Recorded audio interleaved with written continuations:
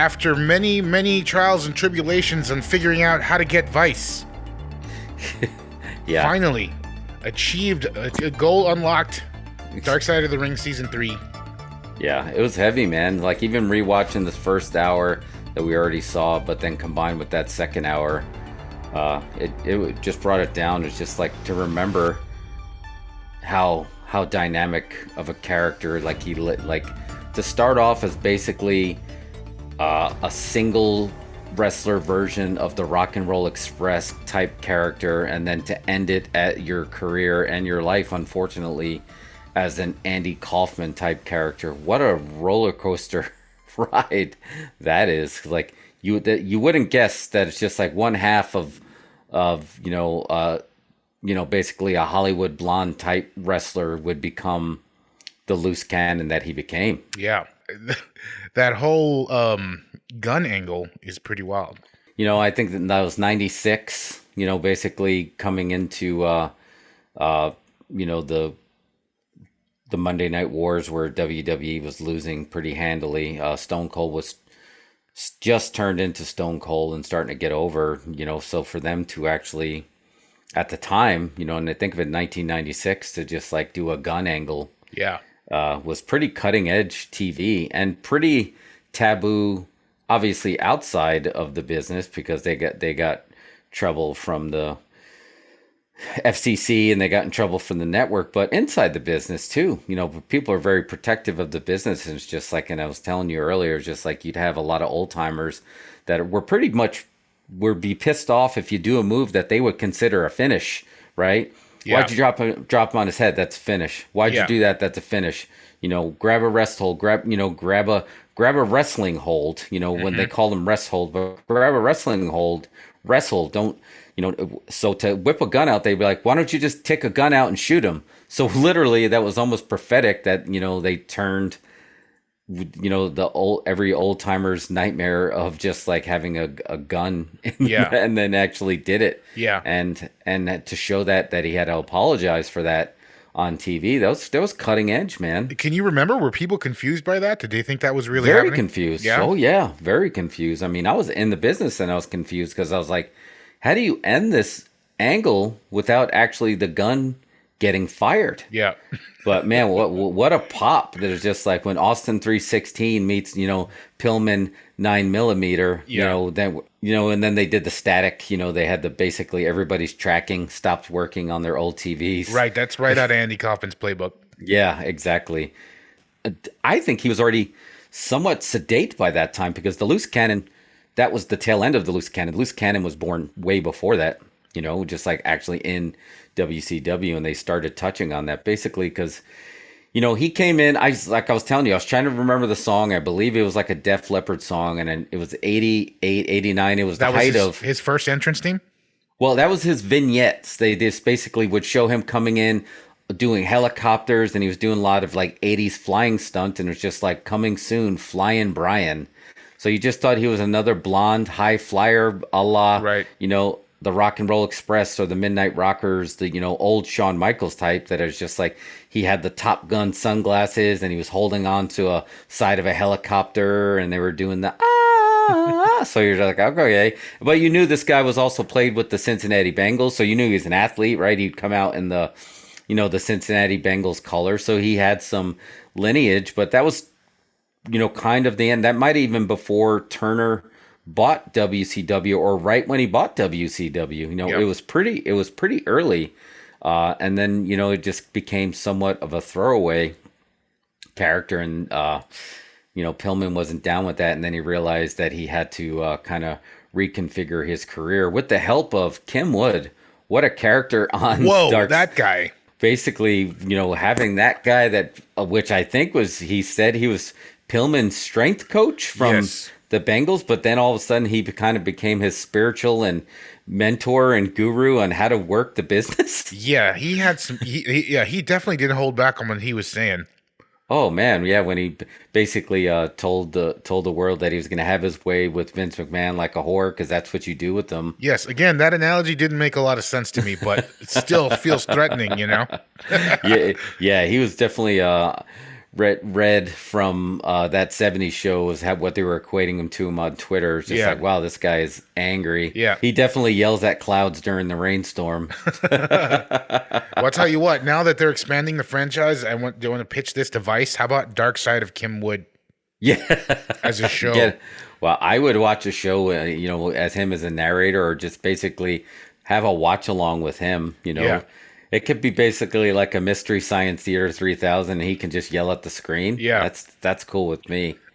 But yeah, it's just amazing that he became that mentor and basically teaching Brian after he was kind of get disenchanted after the Flyin Brian gimmick was being discarded, and then he was with Steve Austin, stunning Steve Austin as the Hollywood Blondes, and that seemed like that wasn't going to go anywhere. And then he's just like, I have all these kids.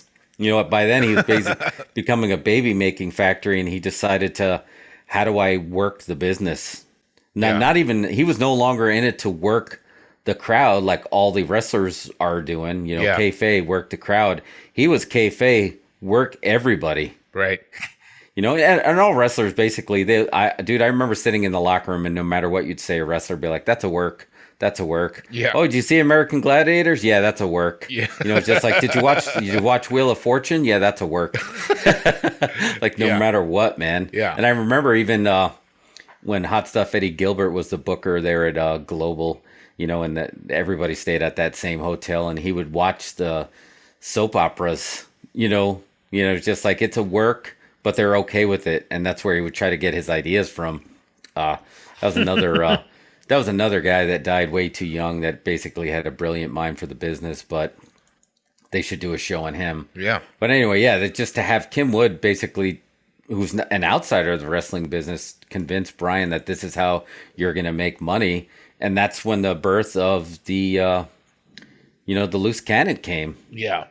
Which was a crazy gimmick, dude. At the time, Vince already kind of did, declared wrestling sports entertainment, but it still wasn't like, this was coming around the same time that they had the curtain call with the Click. Right. You still wouldn't work you still respected the business between the ropes. Yeah. So when he started like basically blurring those lines, I remember I popped huge, and they showed it in Dark Side when he had that strap match with Kevin Sullivan, right? Uh-huh. And then he was like, I'm going to teach you to respect me. And because he just kept breaking character, and he's like, I respect you, Booker man. Yeah. And then you're like, holy shit. And because at the time, Kevin Sullivan was the booker, and it's just like, you had to be in the business to know that. And it's like, he just said that on TV. Yeah. That's huge. So that blew my mind. Is this something that would fall under the category of like going into business for yourself? Yeah, absolutely. But going into business yourself, but in a more dangerous way, because going into a business for yourself by basically peeling the curtain back, this was the equivalent of Wizard of Oz, pulling that curtain back, and you saw what, how the wizard was creating himself. So it was dangerous. Those were the two huge moments, for that. And the other one being that Bobby Heenan, who historically had neck injuries, and all he did was barely touch that, and Heenan was very protective of his neck. So for Heenan to drop an F-bomb on Monday Nitro and then just storm off the set, you're like, what just happened? And did you know about his injury? Did you see Bobby that? Heenan's? Yeah, I mean, did you see that play out live? Did you watch that one? Oh yeah, I watched that live. Yeah, I absolutely watched that live. And so you were aware of Bobby Heenan's conditions and that right? Yeah, because coming from when he was back in WWE, WWF at the time, he always had a neck brace on a lot. I do remember that. Some of it was worked, but some of it is just because he had.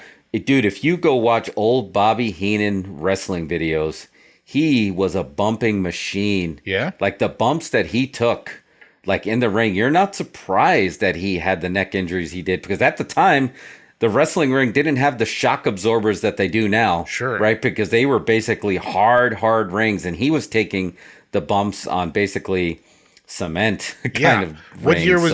What year range was that? Probably in this. Heenan was probably the 60s, 70s. Yeah, because he became a manager, I think, in the mid 70s. Yeah, was that his gimmick? Also, was he the Brain, or no? He became the Brain when he was the manager. He was just Bobby Heenan.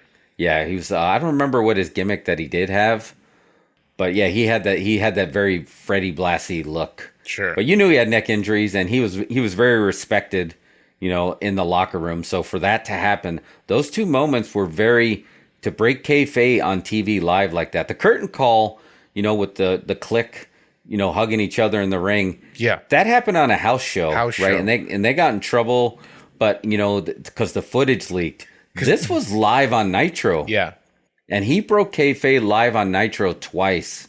So, and while you hear in this, they decided they were, they were going to run with it, so Eric Bischoff was in on it, and so they did the suspension thing. And then when he showed up in the crowd, you're like, oh man, he's just like, I thought he was suspended, because they did it so well. Like, if I remember correctly, they cut, like, Nitro did a live and then they show a replay of it immediately afterwards. Yeah.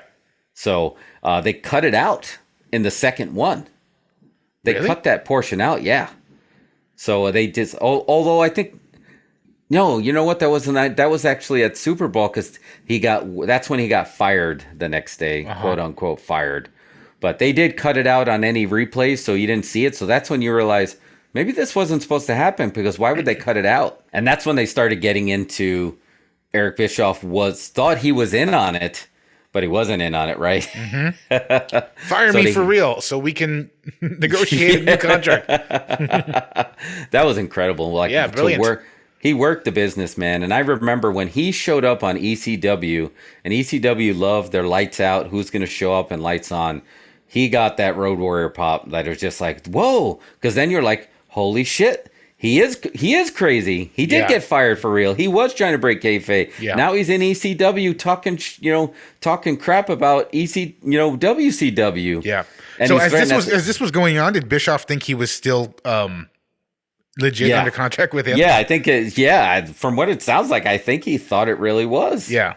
Although it seems like Bischoff starts to say he was in on it now, but yeah, I think he likes to. Yeah, I don't think him or Vince wants to admit that they were getting worked by Brian Pillman. Yeah, to work the bosses like that. But I mean, at that point, Pillman was saying something like, "I'm going to yank my Johnson out and piss in this ring," kind of thing. I mean, he was pushing the envelope too, dude. So it was it was just really incredible, man. That it's just like he was doing this. So. And then the show went over the accident, and man, let's talk a little bit about Melanie Pillman. Okay. Wow. Initial thoughts. Man, like drugs, that was say no to drugs. Yeah. It's hard, dude, because it's just like what makes it harder is like you don't like to see people doing that to themselves, but to know that they have 6 kids, and when they were showing all the kids having experienced that was hard, and then just having his his first wife actually take her own life, right? Yeah, that was rough. So I didn't understand what happened there. They kind of like guilted her into committing suicide, it seemed like. Yeah, and it makes you wonder if there was some kind of I don't know. I think there's a darker side of Melanie. Yeah, there was some speculation because she says she was not making a lot of eye contact with the camera, which made it really tough. But I don't know. I mean, obviously she was using, and even if she's in recovery now, I mean, you ever still, get that, I don't know. I haven't experienced it for myself. So, but it just seems like you said, there's a darker side of that all happening, man. And it's just, again, it was a very, very gritty time. I was telling you earlier, it was really going back to its 70s roots of a smoking hall, and just like the old ladies throwing things at you and the crowd really hating you. Just like that was a gritty time, not only outside there, but in the locker room too. Yeah. It was very gritty and cutthroat, and, the wrestlers had a lot of cliques, a lot of worked gangs, a lot of gimmicked cliques that you couldn't, but they were basically small little unions in these locker rooms that you couldn't get into. You were in trouble. Yeah. And then ECW was kind of like all the outcasts that kind of came together and made their own gang kind of thing. Yeah. And they were like but there's just like at the time I was just like, it's a really tough way to make a living. Sure. Yeah, that sounds rough, man. Yeah. And that's all before he even gets to WWE. Yeah. But man, it was almost eerie seeing that picture of, they do their reenactment of, Pillman taking Meltzer's credentials to go into that. Basically, that was one of those conventions where they sell syndication shows, right? Right. And for him, yeah, that's the thing. They don't make that clear. That wasn't like a WrestleCon. No, you know what I mean. That wasn't some no autograph show. It was like a bunch of guys in suits. Yeah, yeah. That's nuts to sell their syndication. So for him to crash that and have that picture of him and Vince, they show the the reenactment of the picture, and then you see the real picture. Yeah. Then you're like, holy crap, man, that he really did that. Right. And it looked like Vince was enjoying the conversation. Yeah. Obviously, Vince being the modern day P.T. Barnum. Yeah. Of just like he's had to deal with a lot of strange characters throughout his entire career. Right. So, I mean, it wasn't totally probably caught him off guard, but it probably caught him off guard dealing with it in that environment. Sure. And not being one of his guys, right? Right. No, it probably felt refreshing. He'd been dealing with guys in suits all day. Yeah. Like, oh, I know this guy. Yeah, it's just like if you have a bunch of yes men, I guess you would appreciate someone saying no to you. Yeah. Every once in a while. Just once in a while. Oh, yeah. But yeah, he needs a few no men right now, but that's another show. Mm-hmm. But yeah, to go to that and then signs with the WWF after a car accident, which everybody started thinking he worked the car accident. Sure. It's like, holy crap, dude. It's just like, because you knew if you were a fan, you knew he wasn't working that because he looked different. He carried himself different. He walked different. Right. But he was so good at his kayfabe of his gimmick that you just couldn't tell. You couldn't discount it. You couldn't say, shit, he might be working it. And then how crazy was that angle of just like, oh, I heard he was going to get plastic surgery to look like Shawn Michaels and then join WWE that to sounds become crazy. evil Shawn Michaels. That's like a pre-internet rumor. That's how that just spreads by I don't know what. Just that's person to person. Right? Well, let me ask you this: while this is going on in WWE, what's going on in WCW at this time? They signed Hogan, they signed Savage. So that was right around. So was NWO happening? Is I guess my point. Not yet. Nope. Okay. This was all pre NWO. That was pre NWO. Yeah, wow. That was pre NWO. Yep. He just Hogan was trying to get over what WWE was trying to get away from, which was those big, colorful cartoon characters. But at the same time, Bischoff had the wherewithal to also book the cruiserweight division.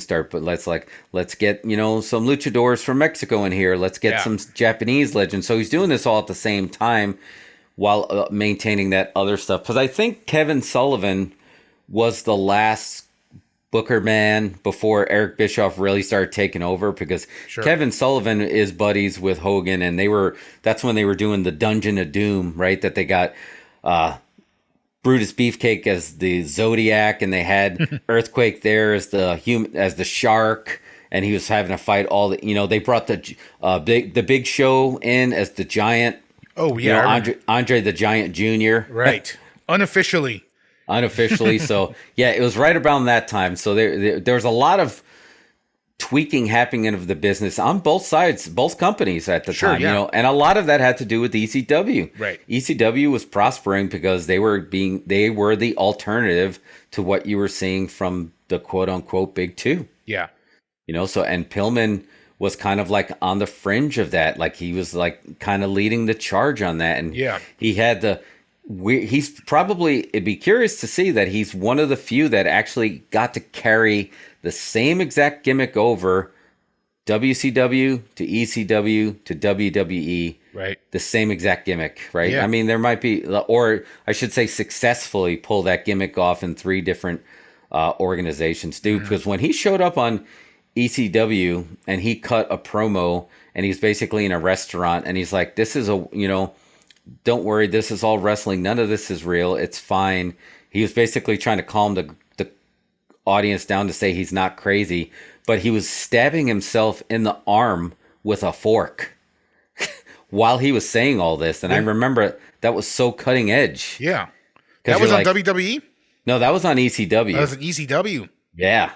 So it was it really was a great time for wrestling creativity because, this was all happening and there was just like so much there was clear lines drawn, and they are enjoying finding ways to cross them. Yeah. Well, I mean, wrestling always tends to be a reflection of the culture at the time, And like in the media at that time, that's when reality TV was beginning. Yeah, it just gotten going. We were really big. Everybody was really big into the true crime stuff that started breaking out, but it was like real sensationalized, and they would have it on at like 4:30 in the afternoon. Right. Right before cartoons, it was like half-hour murder shows. Yeah, but yeah, it was absolutely right. So things were turning into that as far as media goes. So I think wrestling that slipped into wrestling, but I didn't realize that Pillman was on the forefront of that. He was one of the pioneers of that. I thought maybe that on the other side, WCW was already doing its thing. No. He was on the other side of it because he's the one that started to break that away from WCW and then do it in ECW and then go to do it in WWF. Yeah. The coolest thing that they didn't talk about, I really wanted to see is, and I'm now seeing Kim Wood. Now I see why where he got the idea, but he basically was convincing people that he was going to sneak into the Super Bowl. He's going to buy a ticket, but he was going to sneak onto the field and he was going to chain himself to the goalposts to force them to show it on camera, him getting cut off of there just to prove that he was crazy. This was just a rumor? This was the rumor that he was going to do it. Yeah. Yeah. That, and I want to say somebody, I'd be curious to see if they actually have references to him saying that in an interview that's what was one of his ideas. He was the one starting the rumor. Yeah. That's when him and Kim Wood, it sounds like it was around that same time. Like, what could we do to garner a bunch of attention that's going to get attention on me? Chain yourself to the goalpost during the Super Bowl. Kim Wood. Kim Wood would brilliant have been ideas. Yeah, because like, what about the teams? Kim Wood would have been like, screw them like whores. That's what we do with them. So it was just like it was very cool to see it in there because when he got to WWE and obviously the car accident really affected his work on there. Everybody was excited to see him get back together with Stone Cold, because now Steve Austin was no longer stunning. He was Stone Cold, but he wasn't the babyface Stone Cold yet. Right. He was the heel. He's not the ringmaster anymore, but it was basically the Hollywood Blondes got over in WCW. They got over and the Office didn't care. And I feel like that was Pillman's breaking point. So to actually be in this organization now is like, okay, we're going to give you both a shot. I remember it was exciting, just to see him there. Yeah. And then it's just like basically Pillman was there for the birth of Stone Cold, but like who's to say that he wouldn't have been like right there next to him getting just as big, right? I mean, that would have made sense as an angle eventually, right? Yeah, the potential was there, so it was not a surprise that they worked together. They did the gun angle, but man, just like for him to drop all those F-bombs on Raw, that was pretty crazy for 1996, right? Yeah. Kill that son of a bitch, get him out of my effing way. Like it was, I think that was one of the live ones. So they had a lot of trouble, getting that off there because WWE at that time when they brought him in, they realized the cartoon stuff wasn't working, but they haven't switched over to Attitude Era yet. But what they were trying to do was they were trying to adapt an ECW model, right? So it's just like, let's cut the tape shows, and that's what they did in '93. Let's have just a live small show. But then when ECW really started doing the same thing, it's like, okay, let's make it more gritty like that. And they even had a show called Shotgun Saturday Night that almost was like a shoot show that like, we're going to just touch on all these things, we're just like, we might call Doc Hendricks, I know who you really are, Michael Hayes. And you're like, oh man, they breaking kayfabe. So to have Pillman come over at that time, you thought he was going to get to do more, but unfortunately he didn't get to do anything too crazy beyond that gun angle. Yeah. But I mean, that's, what are you going to do to top a gun? Yeah, there you go, man. You're starting to sound like one of the old, the 50s old timers. Like, what are you going to do? Just take a gun out and shoot him? Yeah. Just what comes after that? Explosive vest? Yeah. And look, it's understandable. A lot of those guys coming from 70s, like, look, they'll work a headlock. There's a reason they have cauliflower ears, because they'd hold a headlock for 20 minutes and not break. Yeah. Just like there's the legend of Tug Taylor, who trained me. Was trained by Johnny Valentine, and the legend is that he was put in a front face lock and he took a nap for 20 minutes. He took a power nap during the match, to charge back up. And they just kind of. He was in that hypnagogic state of kind of in and out, and they're like, "Wow, it's just like this guy's not going to make it." Jeez. Yeah, so it's understandable that they were like, "Well, you might as well just take a gun out." But what was cool towards the end of his career there was he got to have the reunion with the Hart Foundation, because everybody that wasn't in the show. So what happened there? Yeah, so he was trained by Stu Hart in the dungeon, and that's pretty. To be trained by the Harts in the dungeon is like no joke. That means you're basically a badass. I know. You can hear the audio tapes somewhere. Yeah, it's just like it's interesting to hear people do their Stu Hart impersonations. Like, yeah, come over here and let me show you how to hold an arm bar, and then just to make these giant guys scream. But you knew that Brian Pillman came from there, so for him, basically, this is when Bret Hart turned heel.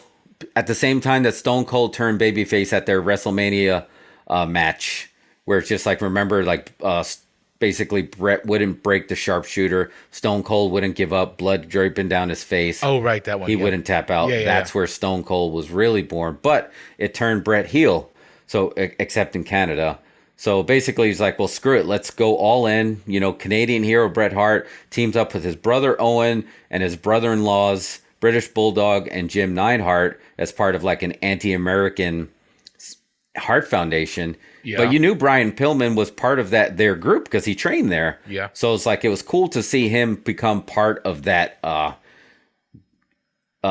basically the new Hart Foundation as the heels. And I remember there was the coolest poster. I'd love to see if the artwork was there, and it was just like, it probably, you'd get canceled if you did it now. I don't remember if it was an American flag or something, but it basically had all 5 members of the Hart Foundation with their backs turned peeing.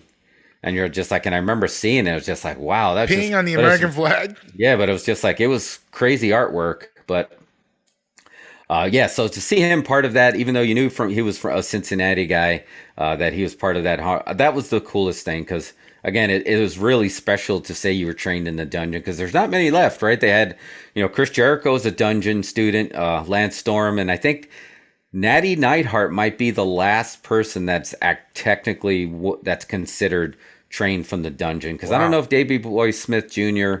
Was a dungeon student or not, but I don't know if Natty was the last one. But that meant a lot. So it was kind of like seeing his career come full circle to train. Yeah. Become Flyin Brian, Hollywood Blondes, new Four Horsemen, Loose Cannon, and now he's part of the Hart Foundation. Unfortunately, a little bit before, when he passed. Yeah. Wow, I didn't know that. Yeah, but it was, it was a great episode, man. I was like, I wasn't sure how they were going to be able to pull a 2-parter off for Pillman. But they did it well, because obviously Chris Benoit, you can talk for hours and hours on that, but it's just like, for Pillman, could you do it 2 hours? And then you're like, to hit that, it's like, wow, yeah, I guess you can. Yeah, there was stuff that was left out that you're filling me in on now. That obviously there was an abundance of information. Yeah, there's no murder in this one, and that's why No, unfortunately, a lot of tragic deaths between. His first wife, obviously that was bad, bad news. And to see Jim Cornette, get choked up again, it's just like, you can tell, because look, he hates the business because he loves the business. Right. If he didn't love it, it wouldn't hurt so much, and it wouldn't make him so passionate. Yeah. And I love listening to his stories, because guess what? There's one thing he doesn't do is lie. No. He shoots, and he's a historian, and he knows the facts, and he will tell you. He will call it straight. So I think he's a great asset to the show. And he was right there. And I didn't know he was the first one to get the call for Brian Pillman, that, Brian Pillman he's been involved in so much wrestling history. Oh my gosh, yeah. Him and Jim Ross, man. Yeah. The Jim Ross thing is another one that really choked me up, because obviously everybody knows and loves JR. JR's in the business 20 years before you even make it to WWE is crazy. Right. So, but for him, basically, he was there to scout and recruit Brian Pillman as Flyin Brian. He's there throughout his, then they cross paths again in WWE. And now he's in AEW, basically giving knowledge to his, Flyin Brian's son. Right. I was just like, how weird would that be for him? That it's just like you're looking at this guy who's talented, good-looking kid that's want to make it in business, and now is he having flashbacks? There's just like, this is the same conversation I had, but hopefully I'm getting through, because you can tell he felt really guilty, like almost like I got him the drug test to try to save him, but I failed him because he thought I betrayed him. That's heavy. And then unfortunately, then he had to go look at him in the casket, and that reenactment, that was a tough one. Yeah. They nail it with the reenactments. They're amazing. Man. Yeah, the show is so good. It's like, to me, this just like, for anyone that says wrestling is fake, or none of that's real, right? I would love for them to sit down and watch all of this. Mm-hmm. All of the watch all these seasons, because to me, I think as a non-wrestling fan, you can sit here and watch this and be mesmerized. Yeah, I think so. It's just like, because there's just something about this. I've heard it many times, and I've lived it myself. They say you can't. It's like you need a 12-step program to get out of this business, because it really never leaves your system. And I mean, I've made no bones about that. I've had like love-hate, a relationship with the business, and it's just not because. And it's the same thing that I said about Jim Cornette, because you always love it. It's always in your blood. Yeah, it's always in your system. And then it's just like when you can't do it at the highest level, or you didn't accomplish a lot of the goals that you didn't accomplish, like me on some of those goals, it just like you never lose it. It's like it in a weird way, it defines you. So to see, there's one story that's my story, but then you have these stories that obviously these guys brought it to a whole nother level, to the point where it cost some of them their families and their lives, right? Yeah. Their health. It's just like, it's sit down and watch this when you say wrestling is fake, and then just tell me it's fake. Just because we're deciding not to punch at 100% velocity does not make something not real. Yeah. Just one more thing. So, you think Brian Pillman Jr. is going to get a bit of a push out of this?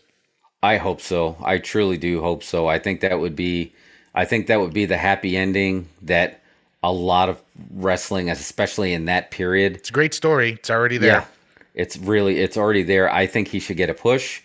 I'm not even okay if it's a tag team push. I have no problem with him as the Varsity Blondes, because that is an homage to his father. I think that would be a great first step, to have those two get the tag belts. Right. And then if you want to break them away later and kind of give him a run, I think that would be a great happy ending that we did not get with his father. Yeah, they're a solid tag team. I like the way they're put together. AEW has this thing where they have kind of awkward pairings sometimes. We got a lot of those going through. They'd be great. Yeah, get them in the match with the Young Bucks, let them do a run. That would be great.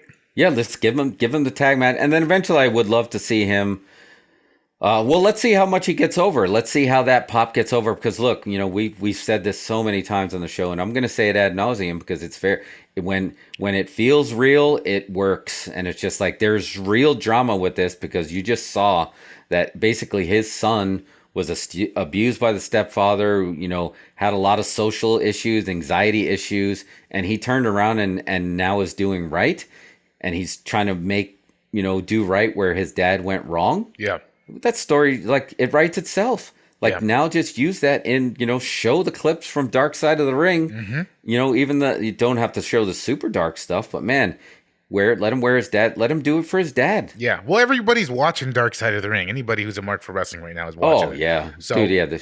It's a great show. So I would love to see it. And I think Tony Khan is less hateful to the fans than Vince McMahon. So I think he's not a person that fan service is considered a bad thing. Yeah. And this wouldn't be fan service. This would be a good message, like Jim Cornette says in one of future episodes, like, God damn it, why can't you have the light side of the ring episode? It's like, this would be an opportunity to have the light side of the ring, where it's just like, okay, at least there's this somewhat of a happy ending that he would have, his dad would be proud, and you give him the option, the opportunity to kind of make some peace with, a tragic story. There you go. AEW presents Light Side of the Ring. Yes. Cut the check. Tony Khan, book it, brother.